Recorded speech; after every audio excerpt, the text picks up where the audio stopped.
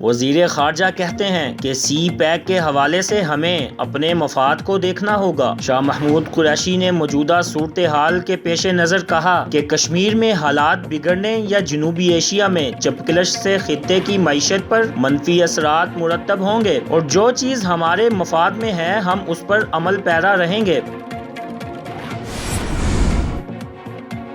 وفاقی حکومت نے ناراض اتحادیوں کو منانے کے لیے فنڈز کے منہ کھولنے کا فیصلہ کر لیا۔ وفاقی حکومت نے ناراض اتحادیوں اور اپنے روٹھے ارکان اسمبلی کو ترقیاتی فنڈز جاری کرنے کا فیصلہ کر لیا۔ M Q M, G D A اور پی ٹی آئی کے ارکان قومی اسمبلی کو حلقوں میں ترقیاتی کاموں کے لیے 15 کروڑ روپے کے خصوصی ترقیاتی فنڈز دیے جائیں گے۔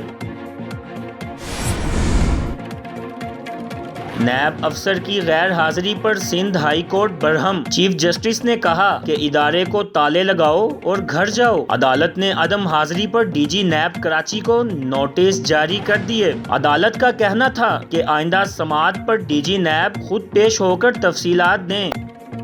اگر آپ نے ابھی تک ہمارا چینل سبسکرائب نہیں کیا تو ابھی سبسکرائب کریں اور بیل آئیکن کو کلک کر کے ہماری لیٹسٹ ویڈیوز کے بارے میں اپڈیٹ جانیں۔